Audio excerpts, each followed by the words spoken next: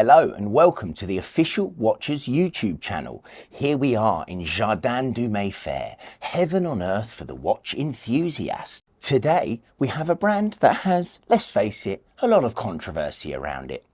Today we have the Hublot Big Bang Unico King Gold Rainbow 421.0X1118.LR.0999.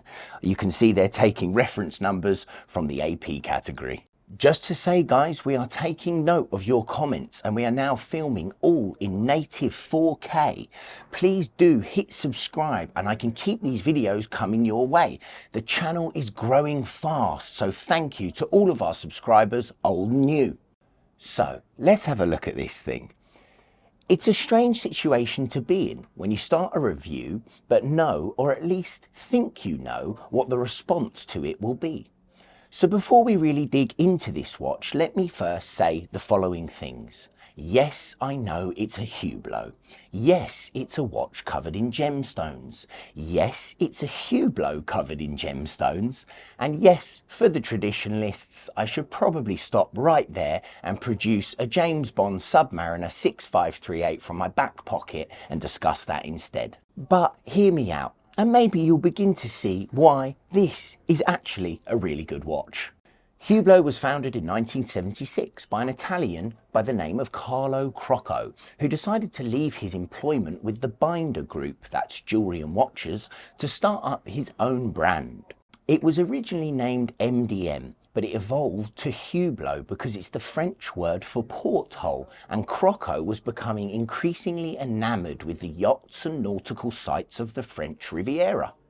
I understand the complaints that Hublot is derivative of the AP Royal Oak or the Patek Nautilus, but if we look at the timelines, the Royal Oak landed in 72, Nautilus in 76, and the first Hublot was released in 1980, so perhaps not so much a copy, but a result in the rise of ocean-inspired watch design that was popular in that era. As a designer, first and foremost, Crocco was fascinated with the concept of mixing materials, something that hadn't particularly been explored in watchmaking beyond pairing metal with leather. He was the first to combine precious metal cases with rubber straps, which both created a stir and piqued the interest of Princess Carolina of Monaco and King Juan Carlos of Spain, who were both keen on the designs seen sporting Hublot watches. This was a definite boost for the new brand.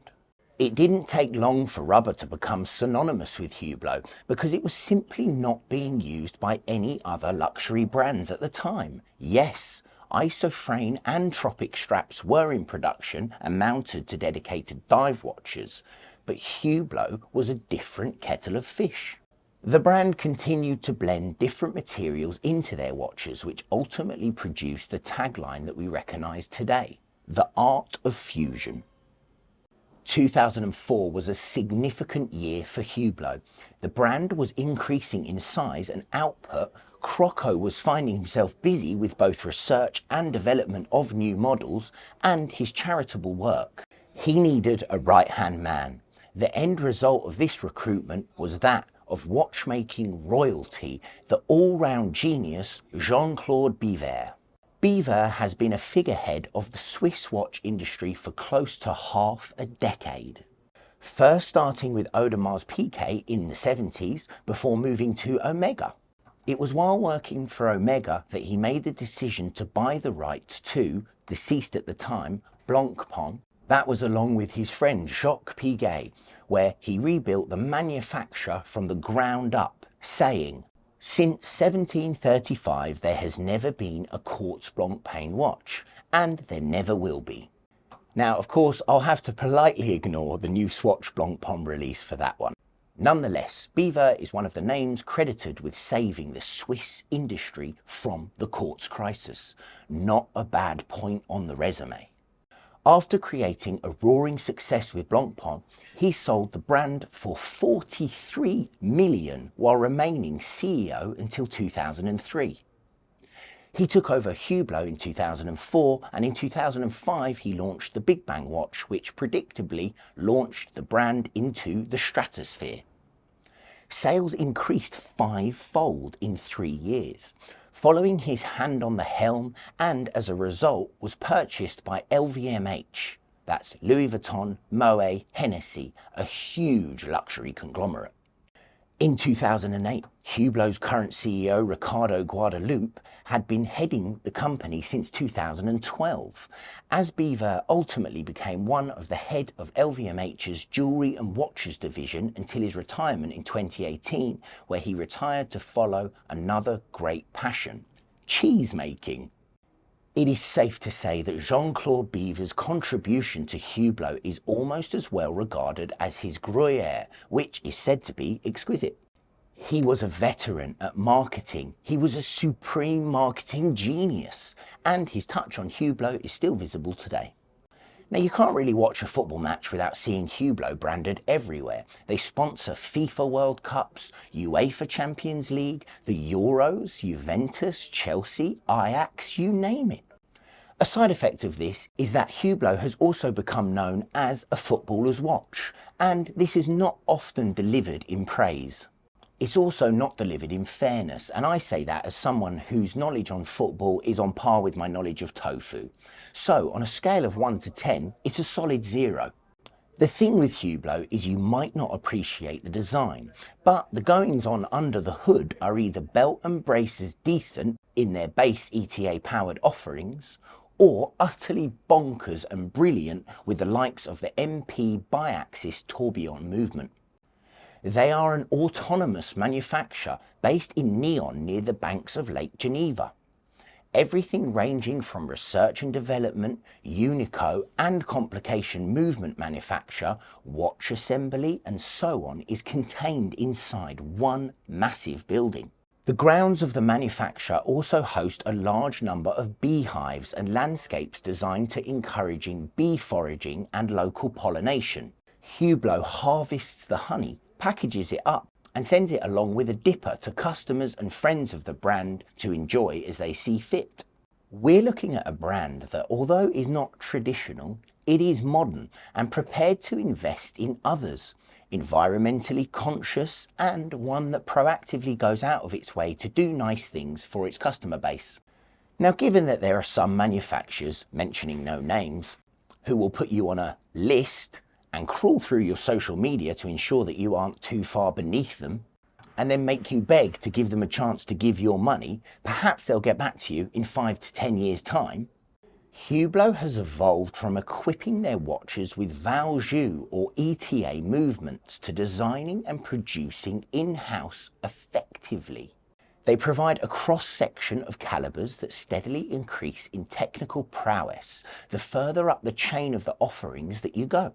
The use of external suppliers has been routinely held against the brand by its detractors, but dare we say that RM used Vaucher before going in-house, AP used VC, and Patek used JLC calibers, and Rolex used Zenith or Aigle movements before absorbing the manufacture in 2004.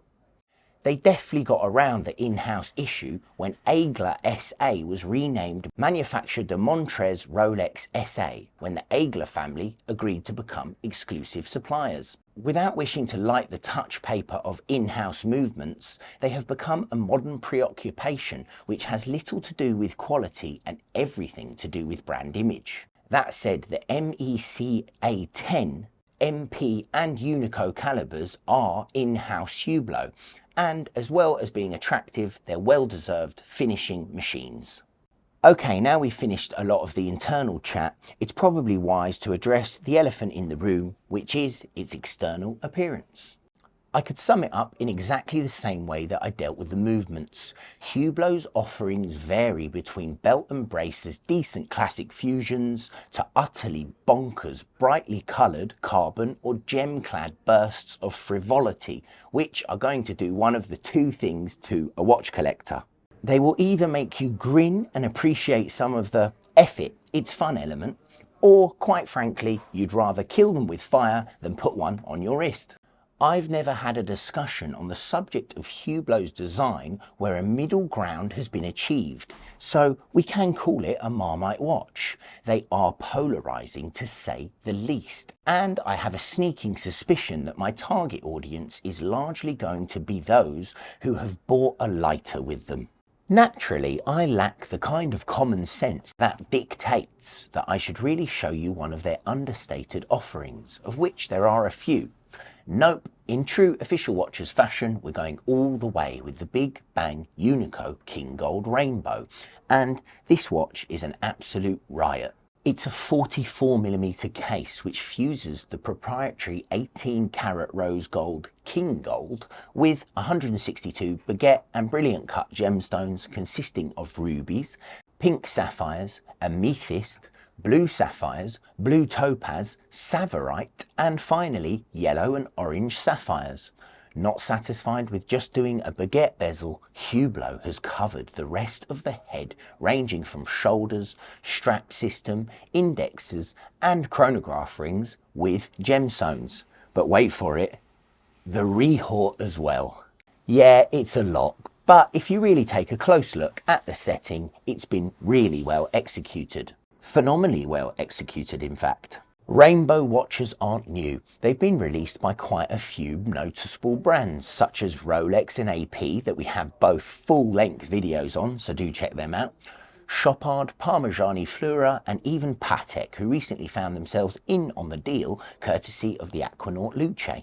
They are, without a shadow of a doubt, a manufacturer's flex, and with some fun in mind, which is why I really enjoy them. Of course they aren't everyday, of course they aren't office watches. Let's face it, if you're at the point of looking at rainbows in any variant, you've probably already got your daily wearers covered far and beyond. The thing is though, if you were brave enough, beneath the light show lies an absolutely spot-on daily wearer. It's a Big Bang Unico. The movement is Hublot's caliber Hub 1280. It has an automatic flyback column wheel, a chronograph movement, a date, and it boasts a 72-hour power reserve. Water resistance, my favourite thing, is more than adequate at 100 metres, so you can have a swim with ease. The strap, oh lord, the strap. It's rubber and alligator hybrid, which also boasts a rainbow theme. It's loud, it's brash, it's really comfortable, but you're going to wear it daily? I don't know. The whole shebang could of course be significantly toned down by a switch to a black strap, which is an easy courtesy because it has a quick change system. Honestly, if you can pull off the Unico Rainbow, why would you even consider it? Mbappe was wearing it with the full rainbow strap, so can you. Where I have to give this Unico a lot of credit is that if you think about its other rainbow competition, which have price tags of a detached house in a leafy suburb, the Hublot absolutely holds its ground really well as a more accessible option. Of course it's not the OG Daytona Rainbow, but then again it's also 1/5 of the price. 1/5 of the price. You may of course think that I've lost my mind, but I'm a fan of the Plo Prof, I'm a fan of the Royal Oak Offshore, and I'm a fan of the gigantic Panerai. So it's all sorts of contentious watches that I adore. I also love the 14060, the classic 36mm day dates, and the AP Jumbo and Nautilus. So it's safe to say that I just love watches in general. So yes, this is the antithesis of bland investment pieces, which after a few years of ownership can become something very similar to driving a diesel car. They'll do the miles, but they won't blow your skirt up at the same time. I want a watch that doesn't take itself seriously while being a serious piece of kit. If you want something that will make you smile and roll eyes at the same time, or you want something in watch collecting that appeals to your heart and not your head, then this could be the one for you. Basically, if you want something that brings unashamed joy, and this is where Hublot's completely OTT magnificent mad beast delivers, then it could be the watch for you, and you don't have to remortgage your house just to get one. Okay, so the meat and potatoes, it's £50,000, but let's face it, when you're off your head in a Miami nightclub 10 feet away, this is going to look like it's worth £500,000. I hope you've enjoyed this crazy Hublot, and thank you so much for joining me here at Jardin du Mayfair. Please do click subscribe, and I'll keep this content coming fresh and hot every week.